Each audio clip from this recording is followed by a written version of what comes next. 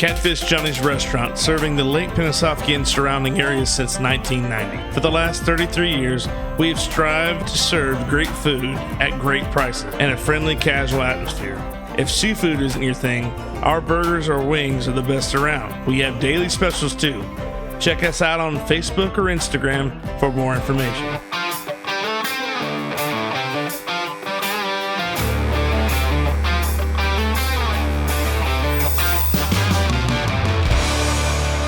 All right, welcome back to another edition of the Goblay Show. I'm your host, Billy Goble, and today we are on location. This is not the normal studio setting, as you can tell. It looks like we've done some painting, but no, that's not us. We are live on, not live, but on location in Bushnell at Howdy Snax, and I've got two of some friends of mine that I want to introduce you to. So I'm going to say their first names, and then we can go into how they do their last names. But I didn't want to butcher that at the moment. But without further ado, I want to welcome Pete and Nick. Welcome to the show, guys. Hey, thank you. Thanks for having us, Billy. We're excited. Excited to be here, man. I'm so excited. Yeah. You guys do a great job on this stuff. You know, it's been an exciting time for us. Yeah. Something completely new. Something that we both grew up with. Yeah. And so part of our culture, we're going to talk about that, I guess, today. But it's 9 months in, and we're thankful, man. We're blessed, brother. Yeah. Absolutely. Pete, how are you doing, buddy? Yeah, I'm good. Good. You know, it's living the dream here in the USA. No, it's absolutely awesome. We love it here. Awesome. You know, we found a home here in Bushnell in the last 9 months, and it's just been going from strength to strength, and it's having a lot of fun, you know, and that's what it's all about. It's awesome. Work hard, play hard. But let's go back to our surnames, right? I think we skipped over that. Let's we got to go back. And, so we're going to go ahead. I'm going to try my best to not butcher this, but I'm going to go ahead and say we have Pete. Wait. Just remember what I explained to you. Swanepoel. Exactly. Swanepoel. Good. And Nick Bearden. Exactly. Bierman. Sorry. Bierman. I'm sorry. See, I told you I was going to mess it up. I knew it. I can't even get, our names right. I did a softball introduction a couple months ago, and all the kids had these, they're like, I'm like, why can't anybody be called Ashley or Amanda? It's all, they're cool names, but I'm trying to read them. I'm like, oh my gosh, how do we do this? Yeah, I tell you, us growing up in South Africa, so you have a lot of names that's also not, we're not familiar with, like from Botswana. I tell you, those names, you see it and you see 4 nouns next to it, how am I going to say that? You know? So I understand what you're saying. Sometimes the names from other countries can be a little bit daunting. But anyway, lovely to have you here.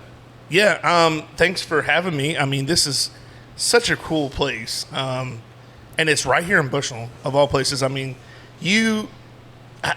I've asked Nick this several times. He's probably tired of me asking, but I'm like, why Bushnell? how did you find Bushnell? I think Nick found it. I found it, for sure. I believe he did. But I'm still inquisitive of how he found that. You know, my reference of Bushnell before this town was the scopes on rifles, Yes, or binoculars. Yeah, exactly. Yes. Yeah. Yes, so that was when I Bushnell. I was always thinking of hunting. Growing up on the rifles, we had a .22 and that had a Bushnell scope on. Right. That was my reference. And then Nick said, I bought a farm out here in Bushnell. I'm like, where the hell is He's Bushnell? where's Bushnell?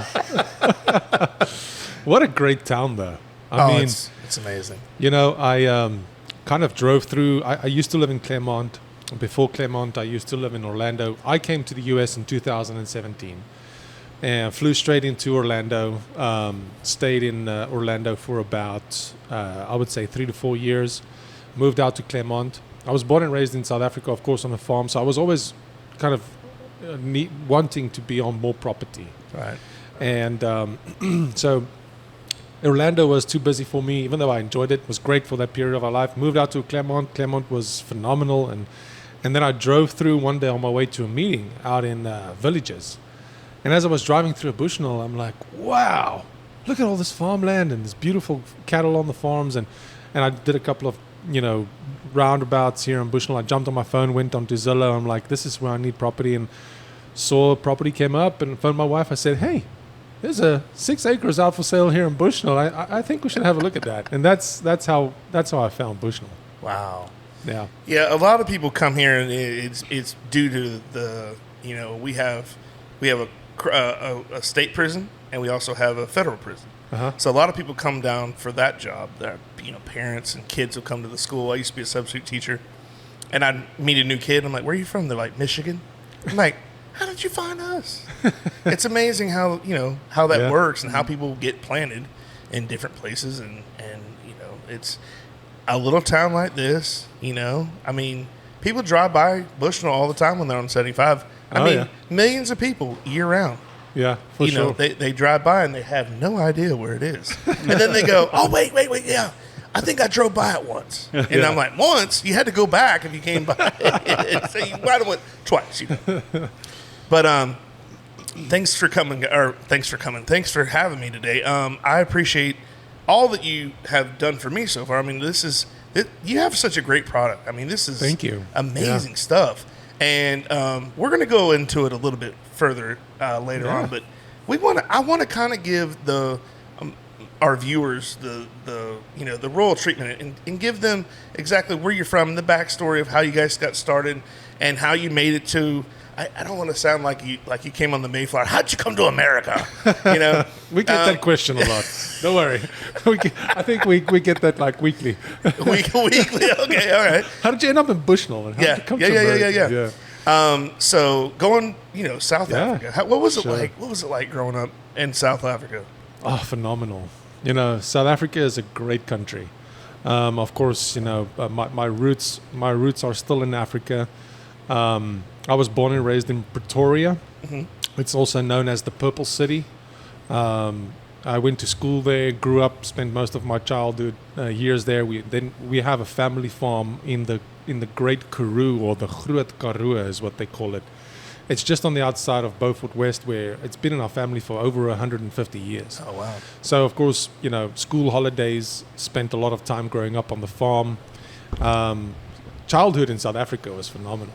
I mean, the culture is great. You have 11 official languages in South Africa. You have a very diverse community. And Pete, jump in here if I miss anything. But the sport, the going to school there, like you have in America, you've got baseball and basketball, and in South Africa, it's rugby and it's cricket and it's netball and it's soccer. And so those are the key sports in South Africa. And so growing up as a kid was phenomenal. I mean, it was great. And I mean, Pete, you were born in Kuruman. Yeah, so I was born. So Kuruman is a small town, kind of like Bushnell, really small, but in where the Kalahari Desert started. So that's where I was born. But my father moved throughout South Africa, so we lived in many parts, but. I basically grew up in and around Johannesburg, in different cities in and around Johannesburg, and worked there. That's the major city where commerce is happening. Worked there, and then got an opportunity back in 2019 to take a job. I worked with Tupperware, and they offered me a job here in the USA. And I had two boys. The kids are in his life. Oh well, that's all right. No, it's okay. It's okay. Talk about your kids. Yeah. I get it. Yeah. Take your time. You're good. Yeah, and so that's why I moved here. Yeah. Good. Pete and I go back a long way. Yeah. Pete gave me the opportunity of my life. Mm-hmm. And I always say that to everybody because he was my boss, really. I also worked for Tupperware. So when I was a 23-year-old little kid coming out of college and I was still kind of trying to find my feet, I got hired by Tupperware, very entry-level job, but it was for a great company, great people, and I met Pete in 2015. Yep. And he came over. He was the managing director for Tupperware Southern Africa, and I was the business intelligence manager for Tupperware Southern Africa. So we worked very closely with each other, right? I mean, he was running the whole market, basically the whole sub-Saharan Africa. Yep. And so there was an opportunity that came across where they were scouting for high talent in Tupperware. and they were sending them to work overseas for little consignments of projects and things. And Pete nominated me to go work in Mexico for a couple of weeks. And I did that. And Nick did such a great job that he was then nominated or selected to be moved to the corporate head office here in Orlando. Yeah. So this happened in when, 2017? 2017. So I came 2 years before Pete came. And Tupperware gave me an opportunity. So, I mean, if anybody from Tupperware is listening to this, I'm so thankful for them. They've played a major role in my life. And a major role on many, many, many grounds. Phenomenal company. And anyway, so they gave me an opportunity. I worked for the corporate offices in Orlando, and I worked in their global strategy department. And so Pete did a huge favor for me, and so the North American market was changing, and Pete was doing a phenomenal job with Tupperware South Africa. He grew that market like, I don't know, Pete, I can't even remember the numbers. Yeah, I mean, it's not about Tupperware now, but yeah, we had phenomenal success, 30% compounded annual growth for 4 years in a row. Yeah.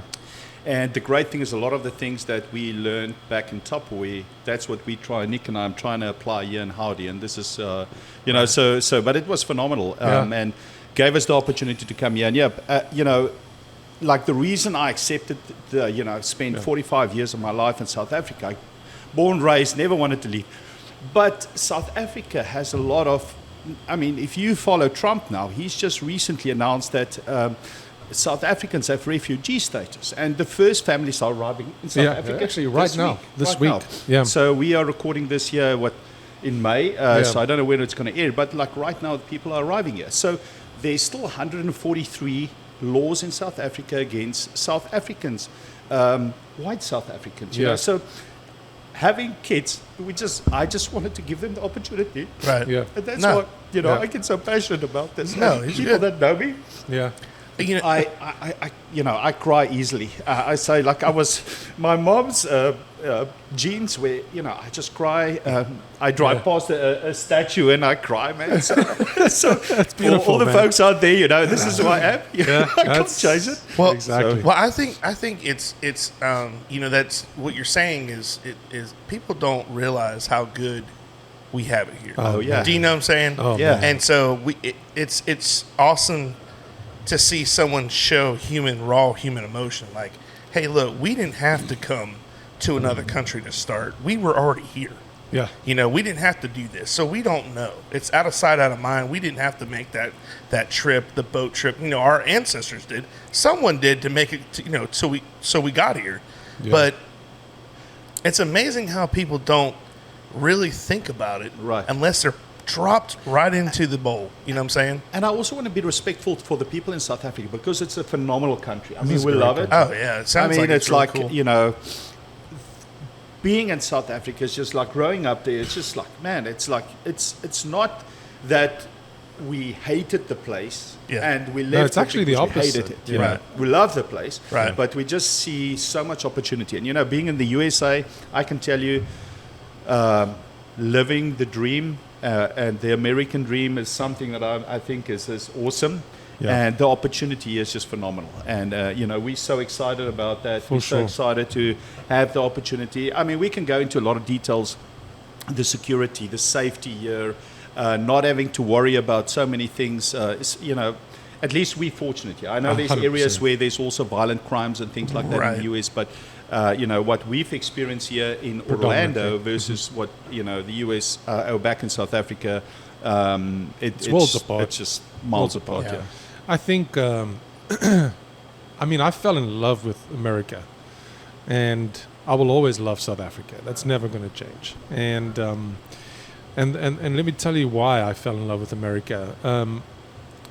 I think many people take America for granted for what it has to offer, because if you live with it in every single day and you grow up with it, and I personally think that America is one of the greatest countries on earth.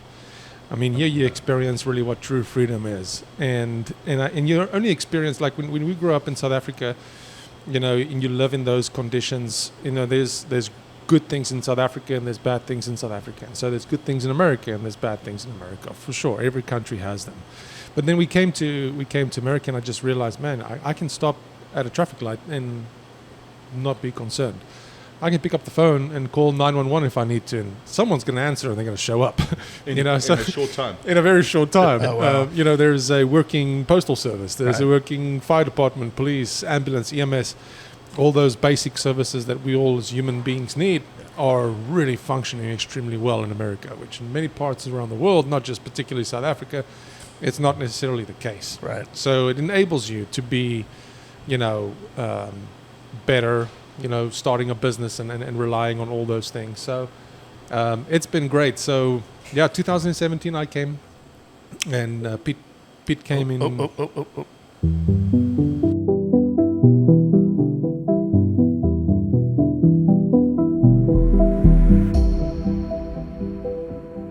Okay, so sorry about that. I plugged my cords into something and the fuse popped. So actually, Billy, what I wanted to say is we wanted to give you the true South African experience. In South Africa, there's a lot of what they call load shedding, which is where there's rolling blackouts. The power just goes out. This is a true South African experience. I love it. We cut the power so you can just see what it's like. What's life without power? Oh man, during the hurricane season, we'll have we had you guys were here for that, right. But we had one in that's we go a couple days without power. We're like what's wrong with it? Like, please God, people turn go it back crazy. On. It's crazy how we can't go very very far without. Take someone's cell phone away today. Take someone's cell phone away. Oh my gosh, yeah, my phone's about to die. Oh my God, what am I gonna do? It's funny talking about hurricanes. I remember when I moved here in 2017, we had Irma come through, and we're not familiar with hurricanes in South Africa. Not at all. Not at all. So I was not even here a few months, and we had Irma roll through, and my family is losing their mind. They're like, you listen, get in the car, just get out of town. Like, there's a hurricane coming. I said, Dad, these guys are prepared for it. Don't worry. He's like, no, get in the car and just leave. So it was fun. I arrived 23rd of August 2019, and Dorian was on its way. Yeah, That's and right. literally I thought what did I get my family into? There's literally no natural disasters. There's a drought in South Africa, but nothing like this. And so we're getting here, and there's Dorian is coming, it's going to hit Orlando. We had to shut down the Orlando campus for Tupperware, and I was like, man, what did I get myself into? So I went to Home Depot. I bought a gas grill because people told me if you lose power, I said, man, I can grill, and we like to grill. We call it a braai. Yeah. So we like to braai, we like to barbecue. And then once I bought it, I learned that the community I stayed in did not allow you to have a gas grill. You have to use the communal facilities. Anyway, but so this thing was coming all the way. It was going to hit us, and literally it turned north, and it went up the coast, and it missed us. Oh, yeah. But that was my first experience. I was like, what the heck? I thought I will just drive it. I will just outdrive it if it comes any closer, because, we're just not used to it. We had one, so 2004, we had 3 or 4. There's debate on that, if it was the 4th one, but the 4th one was kind of like in the Panhandle, but it is still Florida. So we had one literally go up the side of the east coast of Florida, and it looks like oh, we're gonna get missed, and it turned the blinker on, and it went off the off ramp, and it did like a P and went straight across the inland, the peninsula. Crazy. It was crazy. It was like, oh yeah, you think we're gone? All right, let's go. Pull up the handbrake. No, I tell you, we're gonna drift right into Florida. But yeah, it's crazy how and it's always like, I don't know. As long as nobody gets hurt, I like to have somebody go through a hurricane the first time. I know they're really anxious because they're like, I don't know what to expect. And I'm like, around here, if you don't live around a bunch of trees, that's the most, the worst damage that you'll get from a hurricane, unless your roof rips off. And I'm not, please don't get me wrong, I'm not downsizing any hurricane or anything. Yeah. But majority of the time, by the time it gets across the state, especially Central Florida, exactly, it's done weakened down. I mean, it can be a really, really strong hurricane, but by the time, if we don't cut all the trees down in the state from people moving down here and making houses, we should be fine for future hurricanes. I'm just saying. But a lot of people, now if you're on the coast, get out. Get out. For get sure. out of here. You need to know your evacuation route, right? For sure. And there's always somebody like, damn the tornado or the hurricane. I'm staying home. And I'm like, oh my gosh, they're on the coast. One year, I don't remember what hurricane it was, but they're like, I believe it was supposed to hit Tampa. And they're on they evacuated all the beaches, right? And there's a guy there dragging a cooler on the beach, like he's going to the beach. And the news reporters are like, sir, do you know that the hurricane's coming? And the guy goes, I got a cooler. And I'm like, yeah, but that cooler's gonna go just as far as you are when you get launched off the beach. Oh, that's funny. But it's amazing how people kind of lose their minds when they. Yeah. I mean, I get it. You're like, I'm not going anywhere. I was born on this land. I'll die on it. You know. But I'm like, make a better choice, guys. Just pay the hotel room up in Georgia and you'll be fine. Take a holiday. Yeah. So, but yeah, that's a scary thing. You said you don't get anything like that in South Africa? Nothing. You guys have sharks, though. You guys got them great that's whites. on the coast, you know. They're in the water. You know where they are. Hey, let me tell you, they were talking about a shark attack, right? Everybody's like, oh, it was a shark attack. Shark attack. The key word, shark attack, right? And they're trying to make this. They're trying to grow this villain, this shark. And someone said, man, it's only a shark attack if you're in your living room, that joker busts through the door and tries to bite you. Exactly. You're in its domain. You are in its living room, and he thinks you're something to eat. Yeah. So it's funny how people, but there's more sharks in New Smyrna Beach than in South Africa, it's all relative, right? It's all relative. I know that in Cape Town, it was a huge tourist, and I think they're starting to kind of tone down on that a bit because they were chumming the waters in Cape Town and bringing all the great white sharks because they were sending people down there in cages to experience the great white sharks. And then, so it was a pretty large tourist attraction in Cape Town. Yeah. But they started kind of toning back on that because they realized it wasn't good for the ecosystem and the environment because the sharks weren't doing what they used to do. They were just hanging around waiting for food to be jumped, so... But yeah, we get some serious great whites and whales in South Africa because, I mean, you've got, especially at Cape Point, you've got the two oceans coming together there. It's very stormy waters, but a beautiful area. Yeah. Yeah. I've always wanted to go to Africa. Seriously, I've always wanted to go and it would do a be safari. one of your best trips ever, I tell you. No, the best time of your life. So I have to give a shout out. I have a friend of mine, Renee. She used to work with me at Disney. She lives in Ohio now. But she married a guy from South Africa, and they married and they have a little girl, and she just went. I showed you you a picture. She went out. I'm not quite sure where they live, but they had zebras in the backyard. I'm like, oh my god, how cool is that?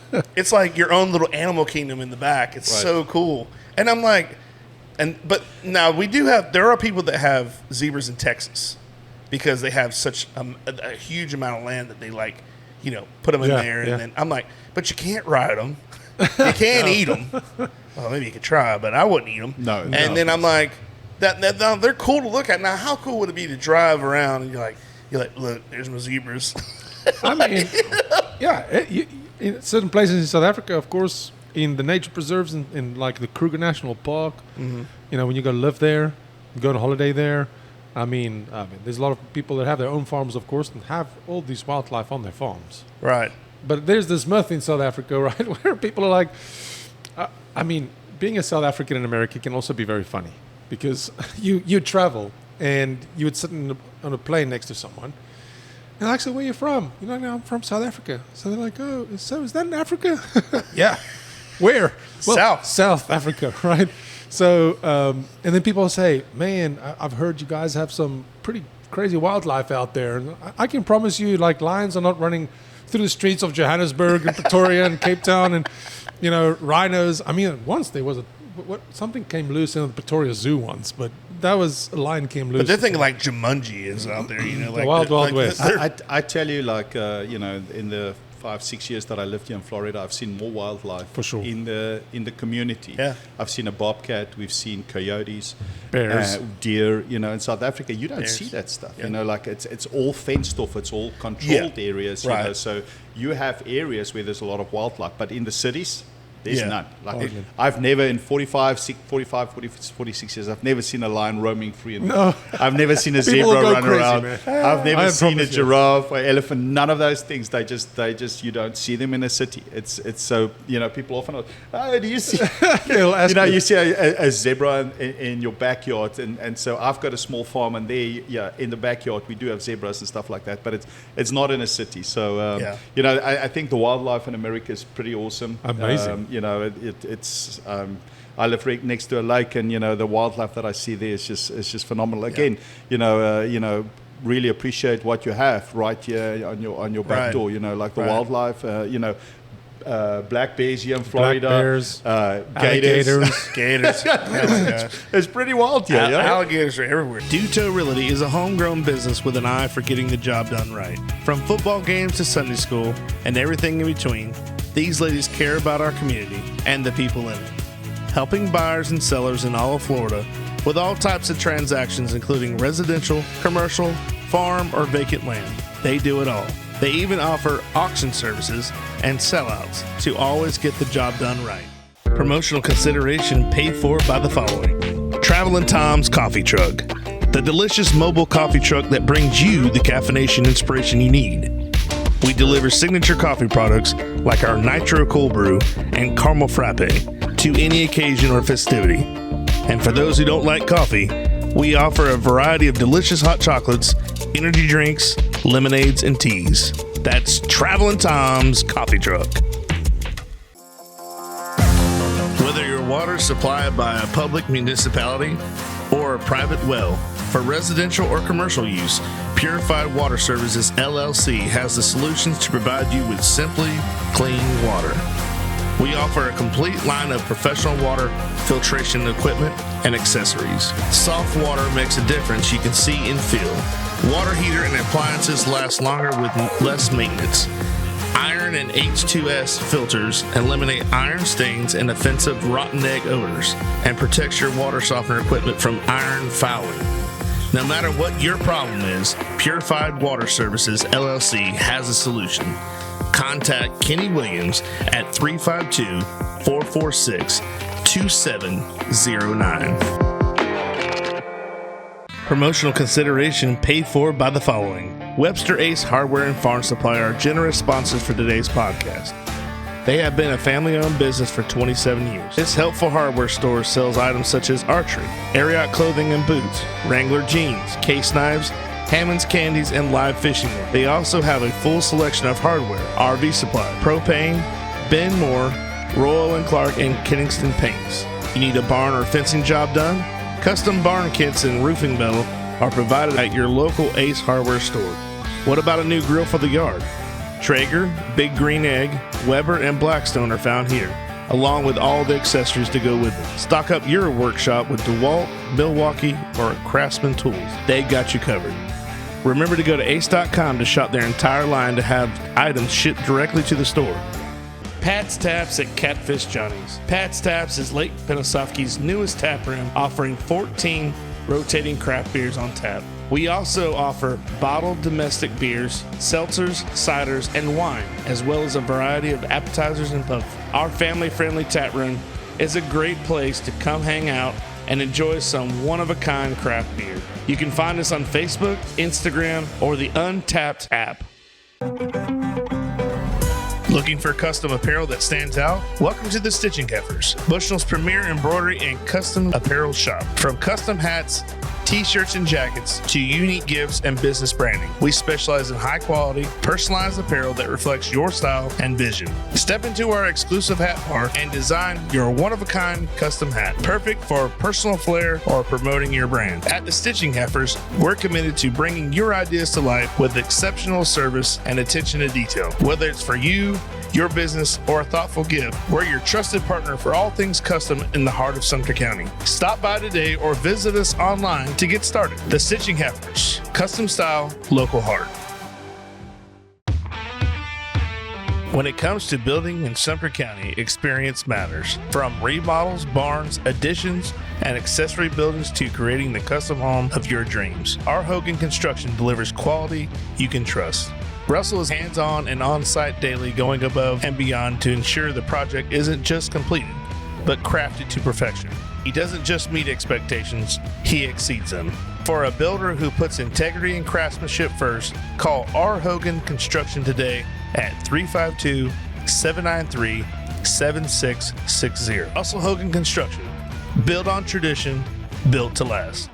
Listen, Florida, you have a much higher chance to get bitten by something in Florida than in South Africa. Right. I can promise you that. Oh, really?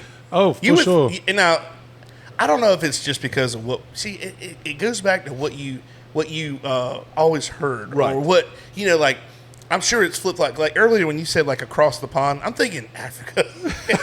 you're talking about Mexico. I'm like, across the pond. What are you talking about? The Gulf? I mean, it's right there. No, we're thinking back. Opposite. Yeah, So, yeah. But it's like, what have you heard? Oh man, I want to go on a safari, and you're like, and I'm sure there's somebody in Africa that's like, don't do the safari. You know what I mean? Like it's like no matter where you go in Orlando, like I'm gonna go to this place, this establishment, this attraction, and you've been there 30 times. You're like, you don't need to go. Right. You're good. You're good. But yeah, no, it's crazy. I mean, it's like when I moved to America, and I remember sitting down with the person in HR, and he's like, listen, I need to tell you that like where there's water in Florida, there's an alligator. Like that, it's like a 99% chance there's going to be an alligator in there. And I was like, yeah. And then I went walking with my wife within my first week here, walking around Lake Eola in Orlando and things like that. And then there's these big signs there that says, caution alligators. I'm like, man, they're not joking. This is serious. No, and that's the thing is it's pretty much every body of water, there's going to be a gator. Exactly. So they were right. I mean, because I've told people that. I started seeing them and I'm like, okay, that's real. Yeah, and then what's even better is you can go at night, like if you can find somebody with an airboat, go out on the river at night, and you have a spotlight and you just shine. Swamp puppies. And you have you know what I'm talking about. Swamp puppies. And you'll see these little eyes, little jack-o'-lanterns out there in the water, and it's just full of gators. They're everywhere. Yeah. And I'm like, who in their right mind? Now, there are a lot of people that still swim, and then, hey, kudos to them. There's no way. I've lived here all my life. There's no way. I barely get in the water in the spring where there's a less chance of an alligator being there because it's so cold. Yeah. They will swim in there, but I'm taking the risk, like just going down the steps to get in the water. I'm like, man, this is crazy. But no matter where you go, there's people that do it all the time. It's crazy. Yeah, it's what I like about Florida specifically. I mean, I've traveled through a few states in America, but what I like about Florida is just the outdoor life that you can live here. The fishing, the hiking, the beaches, even like Central Florida with all the springs, and camping and hunting, and there's just so many things you can do in this. Well, it's actually not a small state, but if you look at it in comparative, like this little thing in the ocean down here on the southern point of North America, there's so much you can do, and that's really why I fell in love with Florida, and because I think we can live a very similar lifestyle here than we would have in South Africa. Different animals, of course, right. and nature and wildlife and stuff, but we can do the same things that we used to do growing up. Right. We also grew up fishing, we also grew up hunting, we also grew up camping and road tripping, and and you can do all of that in Florida, and you've got 364 days of sunshine in this beautiful place. Pretty much. So it's pretty just much 4 o'clock in the afternoon. Yeah, I was going to say, dark. Depends on what part of the day you're talking about. Anything after 3 o'clock, and used to you could set your watch to it. You'd be like, all right, it's going to rain, let's go inside. And you're like, but now it's like, I never knew the meaning of scattered showers, and that's exactly what it is, because it's so scattered across. You don't know where it's going to hit. You don't know if you're going to get any rain. Just go inside. I stand at my neighbor's house telling him, just get through the fence, man. You're getting wet. Just come stand on the side. It's dry this side. But during the summertime, it can be so hot. Man, does it? I mean, now I know Africa can be hot, but is it hot? Like, is it? You guys get any kind of the ocean breeze off the coast there, just like here? I mean, does it cool things off, or still hot?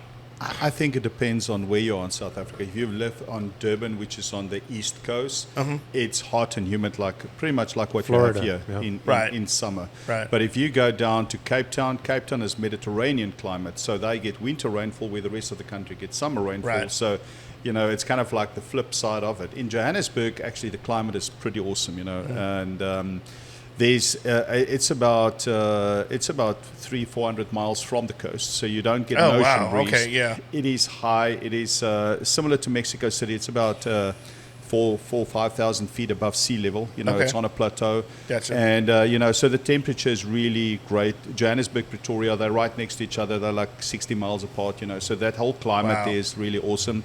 It gets cold. It gets cold at night. But during the day, it warms up. This is the winter months I'm talking about. In summer, it gets hot, but it's not the humidity that you get here. That's the big thing here. Like I remember when we got, it was so and bad. you get off the plane and you open the door, and it's like you're walking into, we arrived here 23rd of August. It's middle of summer. It's like 98 outside. You open that door, you walk outside. Someone's and your sunglasses just, you can't see anything.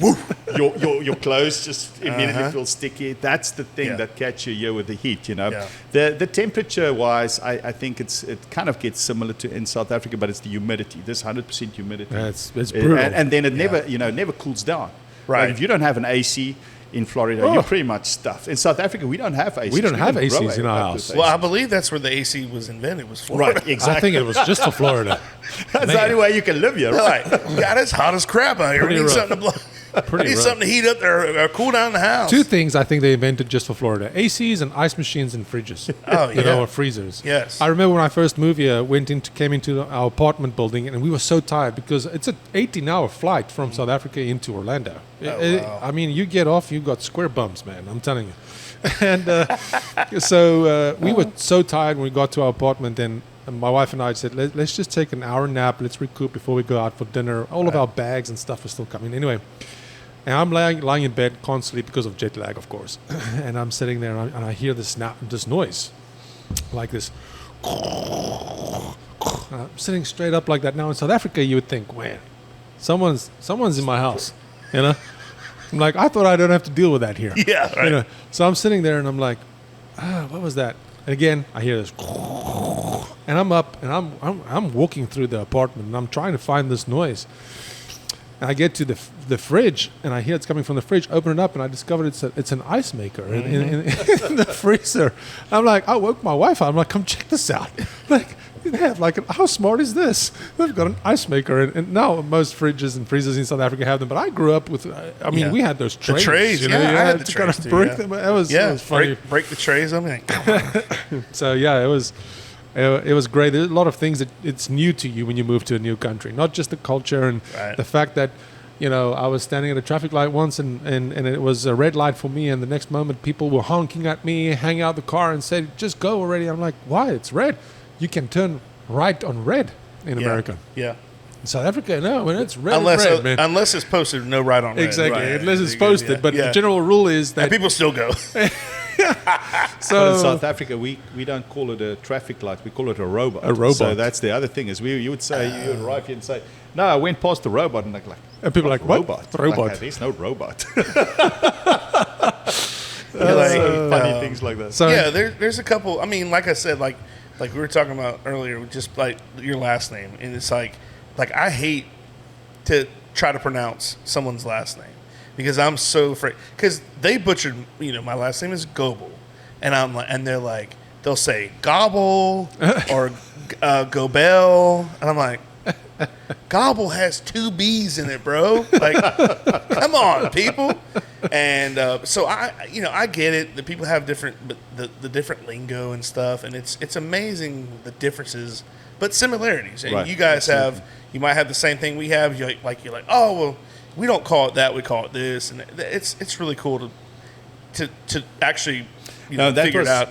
Actually, back in 2019, I had the opportunity to go to Switzerland to go and live there, or to the USA. And the reason we chose the USA is we felt like, cultures and beliefs and things is much similar in the US compared to South Africa versus what we saw in Europe. Now, Europe is fun. You've got so many different cultures and things like that. But we just felt like if you want to really settle and you want to bring a family across, that for us it would be easier to settle. And we were right. So far, my kids are absolutely loving the US. They thriving, they're doing great, and we are having a great time here. And we started this business. Like 5 years ago, I never would have thought that we would be sitting here. I never thought so too. I never thought that we'll sit here in a kitchen in 2025. And it started off as like when I arrived here, that one of the first things we make a farmer's sausage, and one of the first things we would braai or grill every weekend. And I was here about a month, and I couldn't find anything. You find bratwurst and like Italian sausages, and that's nothing like what we used to.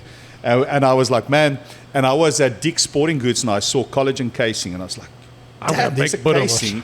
And I bought it, and I went home, and I started making. And then it's like the collagen is not like, no, it doesn't work. Horrible. But then that inspired me. I went onto Amazon, I bought casings, and I started making. And I had a little hand. Almost, you see. I mean, I know. Yeah, we have it here somewhere. See it, but there's a little stuffing on the side, a stuffer on the side. So I took the Tupperware mincer. I made some mincemeat, and I made some sausages, and kind of that's where it started. And it started to make biltong and droewors and whatever. And that was, we grew up with it. And when we couldn't find it here, it's just like, man. Well, it was that, and coming here and. Of course, there's really good jerky out there. Don't get me wrong. Like most people coming from South Africa, they find it very hard to eat jerky. And sure, the things you get in store, I 100% agree. Your traditional jerkies that you buy at gas stations and stuff. But if you really start finding companies such as ourselves, of course, Howdy. I mean, I'm a bit biased, but there's really good companies make good jerky as well. And I started finding a few of those, and I'm like, it's good, but it doesn't compare to biltong, and it doesn't compare to droewors. Not by a far stretch. Like it's they're worlds apart. They're completely different. So couldn't find good biltong and good droewors here in America. So we grew up with it, like Pete said. Like our recipes that we use here is 150 years old. Like we started putting our heads together and started making our own biltong and droewors. And one thing led to the next. We had friends come over, and you share it. As you were making new friends in America, you share it. People are like, what is this stuff? It's awesome. That's awesome. And so one thing led to the next, and it started. People started placing like little orders from us. Like, hey, when are you making biltong again? Just make me an extra 5 pounds. Or extra 5 pounds of your droewors, which is our air dried sausage, and. One thing led to the next, and Pete and I sat one day after like 1 or 10 beers, and and I said, man, let me tell you, like I think it's gonna take a while, but we have to educate America on biltong, and have them experience the products, and I mean, so far we've been having a blast, and that's kind of how Howdy Snax was born, And people are like, why did you call the company Howdy? Why didn't you call it something like Nick's Biltong or How's it? Because in South Africa, when we say hi to someone, we say How's it? Or shop, or who's it my or things like that. And even though I understand why they asked that question, but there's over 300 million people in America. And we were coming with something completely new and unique that Americans are not familiar with. Right. And, of course, we love the old Western cowboy culture, and it's the stories and the personality that comes with it. And that's where jerky originated from years and years ago, of course. And so we wanted to introduce something new. So the word howdy is a matter of introduction, saying hi to someone. But and now we're bringing something new, so that's where the word Howdy Snax was born. Gotcha. And so that we could communicate with the Americans and introduce them to something new. Yeah. But we also make jerky. We also make traditional American jerky, and so we have biltong and droewors and jerky, and so it's all craft products, of course. So and that's how Howdy Snax was born, really, and kind of got off the ground. Now, what you were talking about, westerns and stuff. You guys big Western like fans? Is that something like I've noticed also like as a culture like over in Europe they like to watch a lot of old sitcoms and stuff. Like we're talking about like the A-Team is real big and the A-Team. Yeah, man. I love the A-Team. When I grew up, up, we played Cowboys and Crooks. You know, that was a thing. Yeah. I mean, that's what I'm saying. Like, I think the Western theme, I guess you would say, exactly, is still cool. I don't think it'll ever go away. I mean, everybody loves the cowboy. Yeah, for sure. They always want to be the good guy. You know what I mean? They don't ever want. You always, when we were kids, they're like, all right, we're like hide and go seek. You're like, you always hated being the guy that went to find. You went to hide. You were like, I feel like that's the same way with like being the good guy in the Cowboys. For sure.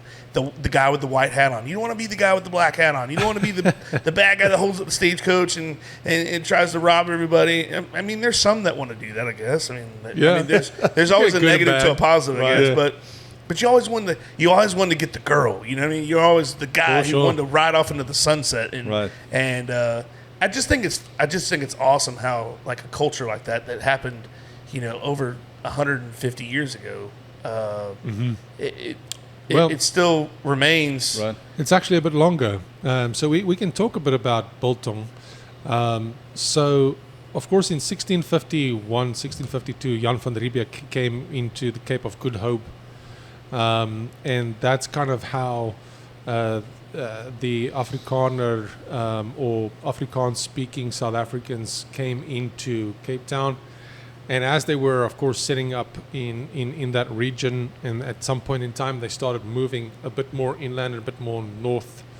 But back in those days, in the 1600s, there weren't any refrigeration or ways to preserve their meats. So that's where they preserved meats with salt, predominantly salt, and vinegar, and those things that we use in our kind of biltong today was introduced slightly later, but they predominantly used salt methods to cure the meats, and then put them in their saddlebags or on the ox wagons. They would dry them, just air dry them, and that would of course cure the meats and make it shelf stable, and they would have meats for their tracks and as they were moving up north. And that's kind of where biltong really started. Droewors came later, as they started getting casings, but it was built on the same process of curing meat, and that's kind of where biltong was born. And like I said, it's a completely different process to what you in America was more or less the same time, was smoking and using heat to make jerky. But in South Africa, there was no heat introduced. And so you're getting two completely different tasting experiences between jerky and biltong. And that's why we sell both. Because some people like the textures of jerky. They like the kind of more bold flavors that come with jerky, or the sweetness that come with jerky. You can put both on a charcuterie board or on a platter and enjoy them both on their own, or enjoy them together. True. Biltong is definitely a more cleaner version. I mean, I personally think that biltong is the cleanest superfood beef snack on the market today. I can challenge anybody to show me anything better, because it's like what you're doing is you're taking meat in its original form and you're preserving what's ever in there. So the zinc, the iron, the creatine, the protein, which of course a lot of people are looking for today, is clean, sustainable, sugar-free protein that, number one, I can stomach and eat, which biltong is very delicious, by the way, because the spice blends are very natural, very earthly, savory tone. So that's why biltong is going to be a completely different experience than jerky. Gotcha. So, I mean, that touching base on the differences, but I mean, the beef sticks in America, I mean, some of them are great, but when I came here, I was like, man, how can you eat this? How can you eat this? and it's not like, I mean, I know there's good brands out there, don't get me wrong, that claim to use 100% beef And I mean, like Slim Jim, for example, in America, all kids grew up with Slim Jims in their lunches, and I mean, it was a big part of the American culture. Oh yeah, Slim Jims. I mean, come on, man, come on. Who likes a Slim Jim like me once a year, maybe? But I mean, for other people, they like it daily. But so long story short, droewors is, I mean, you can't even compare the two. Yeah. It's not even you can't even put them on the same table. Droewors in its essence is literally a coarse grind beef that is cured, and we stuff it in a natural sheep casing. Doesn't use any plastic or artificial collagen casings or anything like that. It is stuffed in a natural sheep casing, cured with natural spices, and then air dried. So the same that counts for biltong counts for droewors. Gotcha. And you can take the nutritional facts label on a Slim Jim or what are some of these other sticks out there? I can't remember all the brand names, but you can take some of these traditional gas station sticks and put them next to droewors and compare the macros. Yeah. You're going to get 8 grams of protein in the store-bought stick, and you're going to get 14 grams of protein in droewors, which on biltong on the you're going to get 16 grams, versus in jerky you're going to get 9. Yeah. So you almost get 50% more protein in both these products than traditional jerky, and it's very, very simple. It's because it's not cooked. Yeah. No heat is introduced in the process. Only natural microbials are introduced to kill the bacteria during the curing stage, and then it's air dried. So it's like basically eating the closest to a raw beef that you can eat in a snack. It's like steak in a bag. It's steak on the go, which is a great form of beef that you can have. Yeah. That, I mean, I love when I grill a steak. I love it the next day. I'll have it sliced and I'll just eat it cold out of the bag. Yeah. But that's because it's it's steak. It's good. Sure. But to have that in a bag where it's conveniently where you could be driving down the road, I'm not sitting there with a plate and a fork and knife. And I'm like, yes, put a little A1 on it. I'm not doing all that. Thanks for watching this part 1 of a 3-part podcast. Stay tuned for part 2 and part 3 coming soon.